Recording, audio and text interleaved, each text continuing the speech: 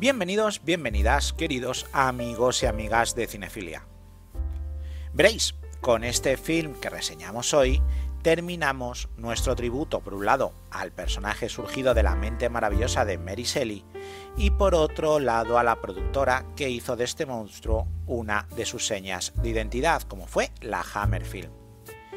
Y es que, como habéis podido descubrir con las reseñas anteriores a esta, parece que el monstruo y la productora británica iban casi de la mano, y es por eso que este homenaje lo dejamos con esta tercera entrega donde la productora, al igual que el monstruo tras recibir el rayo vital, la Hammer Film, se alzó al mundo como una de las mayores productoras de pesadillas de la historia.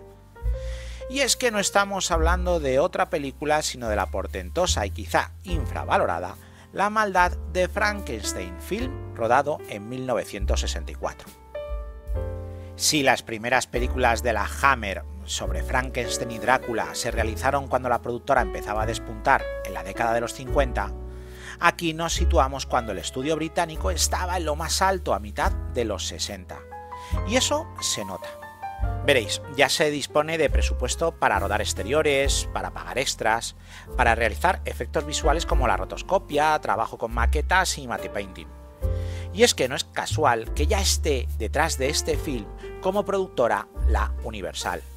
Y es que la mayor norteamericana tenía un filón con la coproducción con la Hammer y no escatimaba en otorgar fondos a este tipo de películas, para que tuviera un resultado mucho más impactante que el resto de la competencia, siempre hablando de películas de bajo presupuesto. Y es que el montante de este film casi duplicaba a las de sus dos anteriores versiones del Barón Víctor Frankenstein, con una no desdeñable cifra de 130.000 libras de los años 60. Y bueno, ¿qué os parece si ahora comentamos de qué va la historia de esta tercera entrega? Y así nos podemos centrar después en la producción del film. A ver, si eres un recién llegado al canal, quizá tengas miedo de que te destripemos la película. Pero no te preocupes. Este canal busca fomentar el cine y su visionado, por lo que es una norma estricta el no desvelar nada de la película que reseñamos, para que tengas la experiencia completa al visionar todos los largometrajes que aquí proponemos. Así que por ese lado puedes estar relajado. Víctor Frankenstein vive como proscrito realizando sus experimentos científicos. Para ello, se aprovecha de los cadáveres recientemente fallecidos, así intentar continuar con la esperanza de dar vida. Todo esto con su nuevo y joven ayudante Hans. Un día, tras el robo de un fallecido, una niña es testigo, y ésta le cuenta lo sucedido al sacerdote del pueblo. Así que el cura se acerca al laboratorio del varón y con ira le destroza todos sus experimentos, con lo que otra vez tienen que huir. Pero en este caso resulta que el destino es conocido: Karlstadt, el pueblo natal donde Frankenstein tiene su casa, y que tuvo que abandonar tras los sucesos con su primera criatura. El plan del varón es sencillo: llegar a su hogar, vender todo lo que tenga de valor y continuar con sus experimentos. Pero cuando llega, el castillo ha sido esquilmado y ya no hay nada valioso en su interior. Pronto descubre que el burgomaestre es el que se ha apropiado de todas sus riquezas, por lo que, cargado de ira, se presenta en la casa de este para pedir lo que es suyo. Pero todo se complica al pobre Víctor cuando no solamente el burgomaestre no accede a su petición, sino que junto con el jefe de policía empiezan a hacer una cacería en contra de los dos científicos. Allí, la chica muda del pueblo decide llevarles a su guarida, donde descubren que congelado se encuentra aquella antigua criatura a la que decide dar vida de nuevo el bueno de Víctor Frankenstein. Y hasta aquí te voy a contar. El resto de la trama tienes que disfrutarla y descubrirla tú viendo esta maravillosa película de terror gótico que se ha convertido en toda una obra de culto entre los aficionados. Veréis, hasta aquel momento la Hammer había mantenido mucho las distancias con el aspecto visual del monstruo y de los escenarios, además de las tramas. Básicamente porque pertenecía a los derechos visuales a la Universal, y así no infringir ninguna norma de derecho de autor.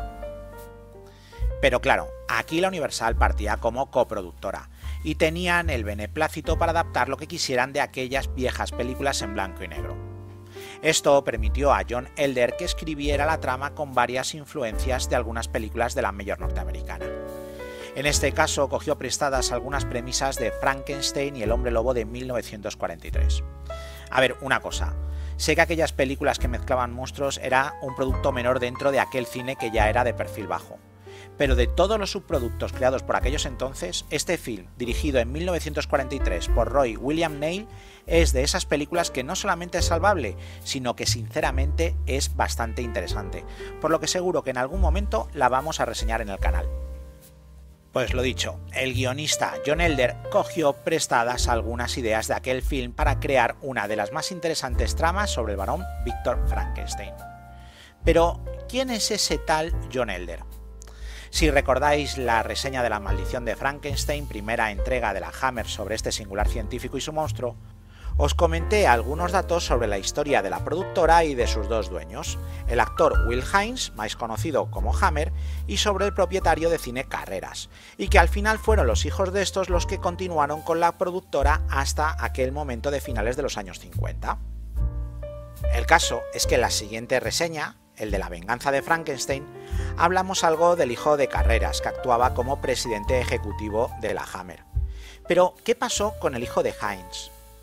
Pues Anthony Hines, hijo de Will, trabajaba como productor en las películas, y de hecho este film también es productor de la película. Pero lo que no mucha gente sabía en aquellos entonces era que además tenía el don para la escritura, que escondía bajo el seudónimo de John Elder.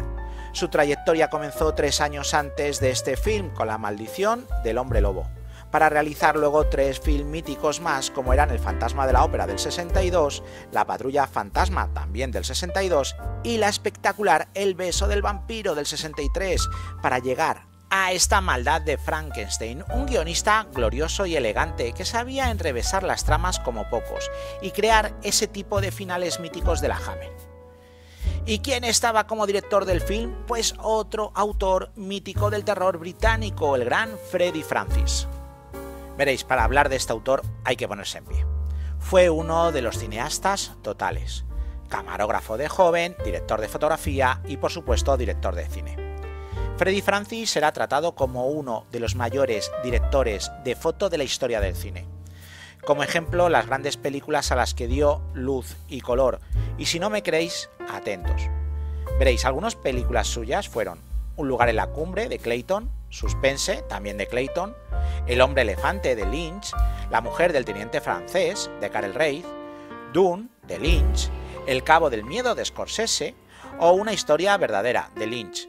Son todas un buen ejemplo de su poderío en este apartado de director de foto. Y en cuanto a su carrera como director cinematográfico, pues empezó haciendo coproducciones para al final recalar en la Hammer en 1963, con la película El alucinante mundo de los Ashby, un film de terror psicológico bastante interesante para posteriormente rodar este film que tenemos entre manos. Una obra perfectamente dirigida, muy visual, donde apenas hay diálogos, y aún así el poder de la imagen llena toda la historia.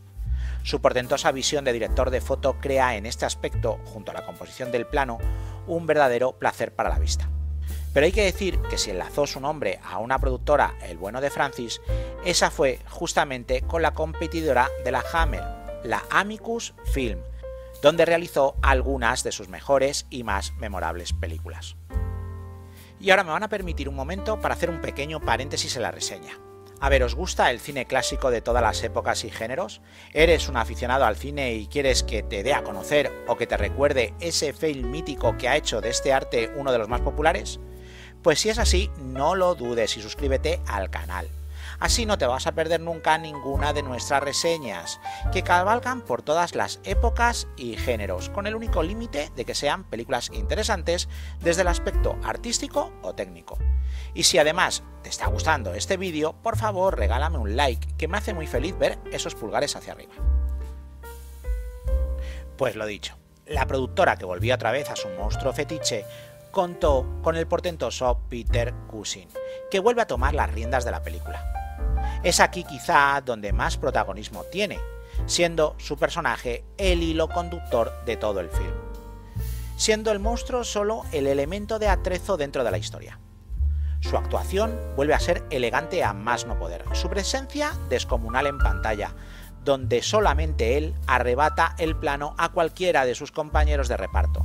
Y es que hay que decir que Peter Cushing es simplemente un actor de leyenda, que no ha llegado más arriba dentro de los rankings de actores porque se encasilló dentro del mundo de lo fantástico, donde parece que ese género es el hijo bastardo del dios del cine. Y bueno, con este último pensamiento voy a dar terminada nuestra reseña de este film mítico de la Hammer. Adelantándoos que para el próximo vídeo el canal va a cambiar totalmente de género y de época, pero no de país, ya que seguiremos con otra película británica, aunque sea por accidente. Y como para empezar con esa reseña antes tengo que terminar esta, pues déjenme que lo haga con dos deseos.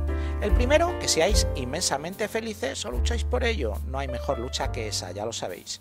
Y el segundo, como no puede ser de otra forma, que vivas el cine.